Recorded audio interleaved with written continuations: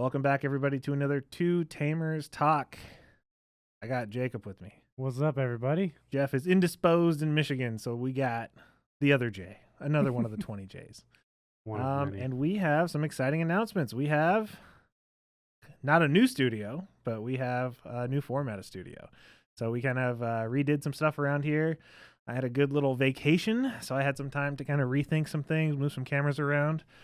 Jake, what do you think? I think it looks really good. We got so much more room. It looks so much cleaner. I think just the backgrounds are turning out really good. Let us know what everyone thinks back at home. But I think it's looking really good, and I really like the way it turned out.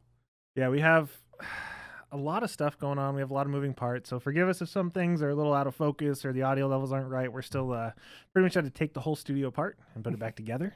And so we don't know how it works until it's all done. Until it doesn't work, right? Until we break things. So we're going to give this all a shot. And hopefully we'll be able to do some really cool unboxings and gameplay videos face-to-face rather than like around a corner through Discord, peering through wires and stuff. We're just me and you right here. So I think in the grand scheme of things, it's going to be so much more easy and organized and just so much better for just everyone to just watch this new layout. Yeah, so hopefully this all works out. Getting into, we're still going to plug this because we're super excited about this. Oh, yeah. Graphics going to be right here. I'm going to impose it. But we have our big pre-release coming up in week and a half, 2 weeks? Yeah, I think so. Yeah, I think it'll be a week and a day from when this comes out. Mm-hmm. So we have BT12 coming out. We have our big pre-release at Wayward City Games on April 22nd, which is a Saturday at 5 p.m. It is a build out of a box tournament. So that is where we build out of an entire box. It's a premium event. There's food, drinks involved. I think last time we had 22, 24 people. Yeah, it was pretty popular, and it's always just such a fun event. And I think one of the best parts about doing the whole box like that is you can really start to see what's really in there and how things work, you know? Yeah, my favorite part is you use so many cards that you would never use, especially out of a box tournament. It's just everyone has kind of the same experience. I mean, everyone has the same shot at stuff. And so it's really cool because you end up if you pull a regular art SR and you have if you're fortunate enough to pull the alt art, then it kind of helps dictate what you play, you know? I remember during PT10, we had we could almost build an entire Bagra army deck out of the box. I mean, it wasn't perfect. You're missing a few pieces and you had to, substitute some stuff, but you can start to see how the archetypes kind of play and fit in, but also you get so much all this other stuff that, like you said, you're never going to play some of these cards, and it's just a lot of fun, and it's always a good time. It's basically a party at that point. Yeah, and that's kind of what we try and gear it towards as a party. It's not, I won't say expensive because it's the cost of a box plus the premium, pizza and all that stuff. So, but you do walk away with a full box of cards. Plus, if you get any prizing and just the memories. Yeah, the memories. Yeah, the memories of your prizing's the friends we made along the way. Yeah, there you go. See, a quote to live by. But it's cool because you get to use everything out of the event. You get to use the participation packs, which you get. So we'll just jump into it. Why not? So this was something we wanted to talk about because it was debuted by Bandai. They finally revealed what the pricing is going to be for the pre-release event. A little bit of a shocker. We have some, if you know Nito on the channel, I call this the Nito Cup because this is sis favorite card. It was the Bancho Stingmon. Yeah. I'm just Bancho Stingmon. I think this card's on paper for when it came out. It was a good card, and I think it's going to be great in pre-release. Definitely run this. It's been power creeped out. There's so many better options. I mean, the card looks cool and all, but we've grown past that. And it's not even an original art, right? It's just kind of a borderless art. It's just an extended border. Yeah, it's the same art, same background colors. I'm sure it'll be foiled at least, maybe some slight texturing, but I'm not expecting much. I don't think anyone's expecting much. It probably won't even be foiled because the VMon last time wasn't, right? Yeah, I don't think so. Yeah, but the VMon was the winner card last time. Yeah, the Bancho was just the participation card. Yeah, but last time we got the Black Agumon X. And oh, that's right. Yeah, I don't think Was it foil? Do you remember? I'm not totally sure. Like neither of us play that deck. No, I remember everyone put it in their pre-release just because they were out of rookies. But Yeah. yeah. Yeah, so we got that. So everyone look forward to those 26-cent cards hitting TCG Player in nauseum. And then we do have a Magnadramon that a lot of us were asking for 5 sets ago. Yeah. In like early security control decks. It was really super popular. And just Zoo in general. And again, this is going to be great in the pre-release, but no, you don't get it in pre-release because it's a winter card. Oh, you're right. Right. But it's another thing that's just been power creeped out, I think. I mean, it's still playable, but it's hard. I think once all the antibody stuff started coming out, you don't want to play it for 11. You recover 2, but how easy is it for Black Wargrave to take 2 memory off you if you give them 10? And it's like Seccon and Mastamon, they'll pay 7 to recover 1 on a Magna-Angemon, but like, I mean, that's arguably better, and it's still too much memory even for that. Yeah. Well, with the Magna-Angemon, I mean, you can still recur it with the Flame Hell Scythe, and you can stack to 6. Yeah. But the Magnadramon, I mean, unless you're trying to pull off some 4 Great Dragons shenanigans. Yeah, it'd be playable there. I still want to see a good build of that, but I don't know if that's even possible. I haven't seen any support for it. But, yeah, so that's kind of what we're doing with pre-release. So we'll see how that goes. I mean, if that's going to be a sought-after card. I mean, it's going to be probably a few dollars just because you have to win to get it.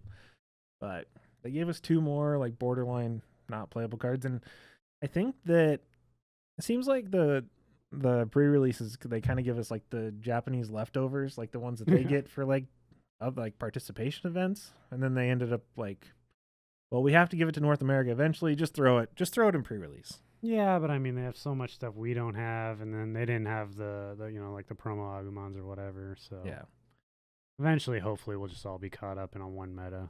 Yeah, hopefully. But we do get to see. That was kind of the other thing I wanted to talk about too. Was that we got to see the entire roadmap for the entire year for Digimon. This was kind of a huge thing for me when it came out. I was enamored by it. You could definitely tell. Opening it up, it was one of those like 6 a.m. posts from Digimon on the Facebook page or on their Twitter page. Like you wake up and there's just like, here's the entire year for North America. What did you get any kind of big like epiphanies from that? I wouldn't say epiphanies, but just kind of help me focus on like what I honestly use this for is like, okay, I get this product here, this set's here, so I can kind of plan what decks I want to build.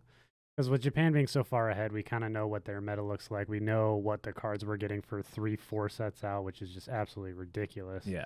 To the point where like I've already played on TTS decks from EX4, and that's 2 sets away. So, but it's like I can kind of figure out like, okay, I can play this deck for this amount of time and then swap to this one. So. Yeah, my biggest thing was the fact that they showed us how all the tournaments are going to go. Me and Nito talked about it on a couple podcasts ago when we were talking about how store tournaments aren't going to qualify you for Nats anymore. Mm-hmm. You have to, I think, top 16 or top 8 are regionals. And we're like, okay, well, there better be a crap ton more regionals coming because before there was only a few. But now it looks like there's going to be in-person and online regionals every single month. And if there's a gap, then the only reason there's a gap is because there's an Ultimate Cup that month. So not only is there going to be tournaments every single month, but there's going to be tournament prizing. And that's kind of a big point that I wanted to make was for the collectors out there like me, don't blow all your money on event pack cards right now or Ultimate Cup cards right now. There's going to be a ton more. If you look at this roadmap, we're going to have that Growlmon or the Gallantmon line. I mean, if there's an Ultimate Cup, that means that there's, I think, 1 or 2 in every single region that month. So there's going to be prizing all over the world that's just going to get flooded out. And not to mention the event packs, like the new Event Pack 4 stuff, which I know a lot of people are excited about because there's so much like the Mimi for security control players and stuff like that. Finally getting one of those. Yeah. I remember playing old that Taigas, way back when. Old, what's her name? The All Force Arenas, the old Arenas. Oh. Yeah. So they're giving us a bunch of those cards, but people are like paying way too much for them right now when you look at it because they're going to go out with regional prizing. They're going to go out with Ultimate Cup prizing. There's just going to be a ton of it because there's going to be a ton of tournaments online and offline. coming up. So that's really cool. It's also really cool to see all the pre-release events on that. So you can kind of gauge and kind of, manage your money, I think is a big one. Very cool to see also that the new starter decks, we're going to have pre-releases for those similar to how the Beelzemon Cup went. I was surprised to hear that, and I'm curious to see how that's going to go, because for the Beelzemon Cup, it was all purple. But, there's a purple and a black deck, and they're dropping at the same time, so how are they going to kind of, is there going to be extra rules to dictate that, or is it going to be just, sealed play, or how's that going to go? I'm excited to see the ruling for that. Yeah, I am too. It's going to be really interesting to see how they managed that pre-release a month before BT14, which is right after it. So yeah, starter decks are on their own schedule always. Yeah, and you can also see on that list, you can see where the next Nats are going to be, and the World Championship right after that. So that thing is a full 12 months out. You get to see all the way up until March of next year. Yeah, it's March. There's even a pre-release event, I think, on that after, in March. Yeah, I believe, and that's the set that hasn't even been announced yet. So yeah, they're playing this long term, which is a great thing to see, because we love this game. We want it to keep going, and if they're just taking it set by set, then that's not going to bode well. But they got a plan, and if they stick to it, it's going to be a good time. Yeah, that was my biggest part, takeaway from that was just it's kind of just giving the fans and the players, the fans, the devotees, this is our plan for the year. This game's not going anywhere. It's probably their reaction to all that is Digimon dead stuff. They're just well, guess what? Here's a year. We have the whole year planned. Shut up. Yeah, and it's at this point, they can't back out, right? No, all those cards are printed, and it's all coming. So really cool to see the roadmap for the whole year. I was really excited to see it, and I think a lot of fans were really wanted to know step by step what was coming, when it was coming, when we can look forward to stuff, what formats the tournaments are going to be in when they come out. It even showed RB1. It even shows the premium Bandai stuff on there. Yeah, it does. So it's really cool to see that they're just here's everything. We didn't talk about locals tonight. No, we did not. I forgot about that. I guess we got so caught up in the new set. Yeah, we both played, right? Yeah. I think we both did okay. Yeah, what were you trying out? What did you try out? I showed up with a fun deck, not a good deck. It's a deck that I loved it when it came out, and it was fun for a couple weeks when it came out, and then it just kind of fell off the map ever since. I played the EX3 Red Purple Imperial Dramon. You are such an EX devotee. All the EX sets are my favorites. They have the funnest decks. I've loved Examon. I love Sakuyamon. I loved, this deck. And I'm super hyped for EX4. There's 3 or 4 decks in that I'm really excited for. But yeah, I was trying out some new to the deck, additions. There's not any new cards in there. There's nothing new that even works with the deck. But tried out a lot of new things, and it was fun. And when it worked, it worked. I could probably tweak the ratios a little better, but I made it this morning, and I had a good time. But I didn't do the best today. Yeah, it's one of those things where we're kind of we're a week and a half, 2 weeks out from a new format. Yeah. So everyone is kind of they're either playing Tryhard decks because they want to get their win before the next format, or they're playing fun decks. I played my Security Digimon deck that I totally changed up. Great changes. Yeah, I went 2-2, so I went 500 with it. I expected to play against Black War Gray, Grandis, all those, and then I ended up playing a mirror match, which I lost because it was one of our other really good security control players. Oh yeah, and he had actually done the mirror match multiple times and actually teched to play against mirror match, and I was just okay. It was a great time. I think the first game we probably passed over 20 times because we both just didn't have a play against each other because we knew that there was so much removal in each other's hands. Yeah, the one round I won was against the third player who was playing security control tonight, which it's a good matchup for Imperial, but it's just funny we were having a showing of that tonight. People are definitely moving away from those kind of top decks, like you said. We're kind of trying to have a little bit more fun, play things we don't normally, as we're kind of winding down and getting ready for the next format. Yeah. Which is always the best time to play, really. I love this. This is kind of the time where attendance is kind of typically a little low, right? Yeah, I Because mean, people are kind of into the format, or fluctuates. especially in this format, people are kind of burnt out from playing against Black or Gray and Cross. And Especially cross lately. yeah, We so that consistently have a lot of cross decks that do well at yeah, levels. and a lot of them were pretty close to. I guess there's a couple different versions at the shop, right? You have the Mhm. Cross 7, and then you have the Merva versions, right? Yeah, those are the two we see the most. We don't see a lot of just straight like cross 3, cross 4 build. Yeah. Yeah, you got the Cross 7, and then the Merva, I think they referred to it in the shop as like the machine gun version, Yeah. right? Where you I play love all the it, I gravity love it. crushes and blinding rays, and you just save it all and then win in one turn. Yep.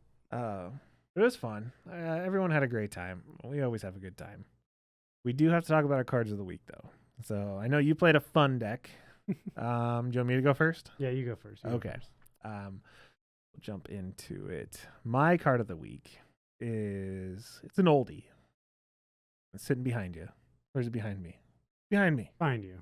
I know where this is going already. We talked about this. Zwart Defeat.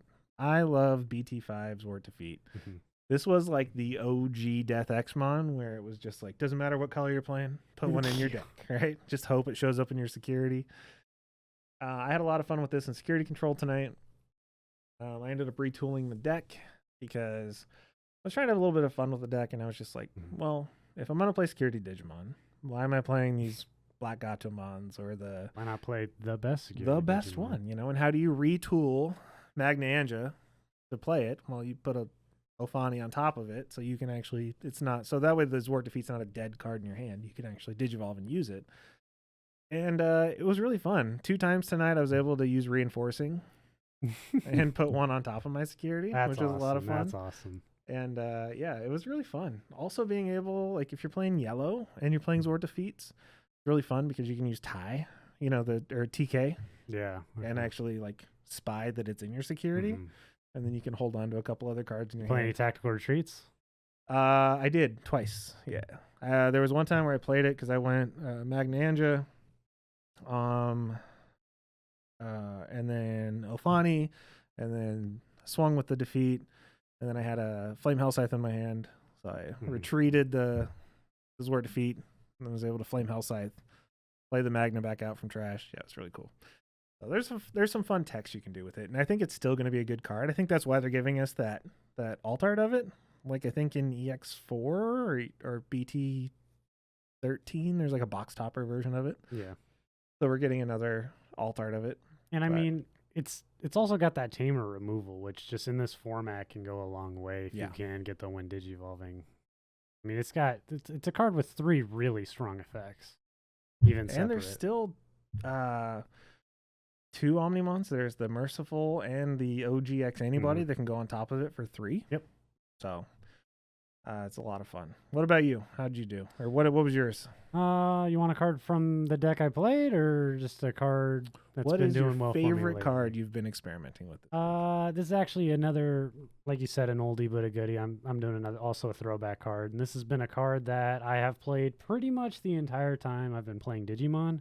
That's going to be Lilithmon. Oh, okay. I know local scene; these guys know I love this card, but for those of you at home, my first real deck was Lilithmon purple options, just control style, and it wasn't good because we didn't have a lot, but it was fine then.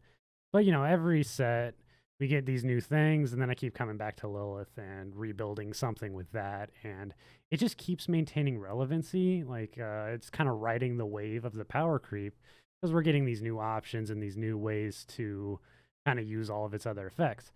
So lately, actually just tonight took a break from this deck that I've been working on, but it's coming back to Lilithmon and playing to its strengths of I have cards in trash, let me recycle some stuff, let me get a bunch of memory and do stuff with that. So yeah, and if you don't know what Lilithmon does, like it's super relevant, and it stays relevant in all the formats because it recycles 2 purple options on Digivolve. And only Digivolves for 3, right? Yeah.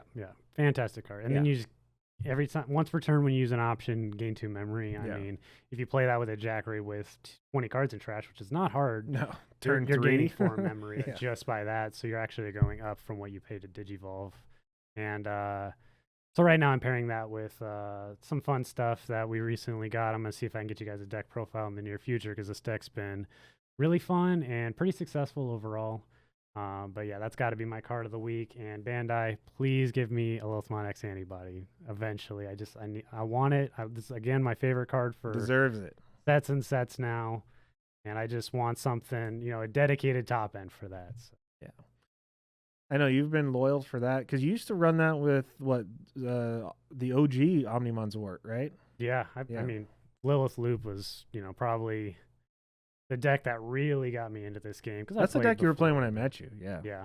And I played it for, 3 straight sets? Yeah. Well, they just gave you an altar. They just gave you an anniversary. Yeah, it looks so good. I mean, when I saw the pictures, I was like, this looks okay. But I mean, once I got those in person, I actually had them side by side. I was like, okay, it is a little bit better. Yeah, it's a little bit more shiny. Even the old alt was just beautiful. It was a great card. I mean, the solid colored backgrounds, they were kind of hit or miss, but it was definitely one of those ones I was I feel like some were crazy good, like the Ragna and stuff like that. Yeah. Ragna, Ragna was okay. It's a little too red for me. Yeah. The Crania was fantastic, and so was the Lilithmon. The Imperial was kind of meh, but I still played it. I love that card.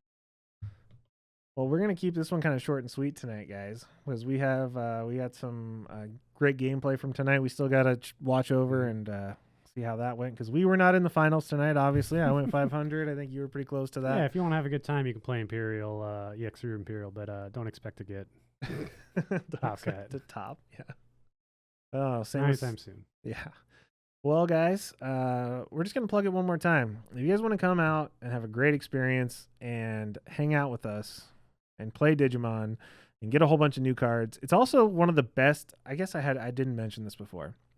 Pre-releases are the best time to trade.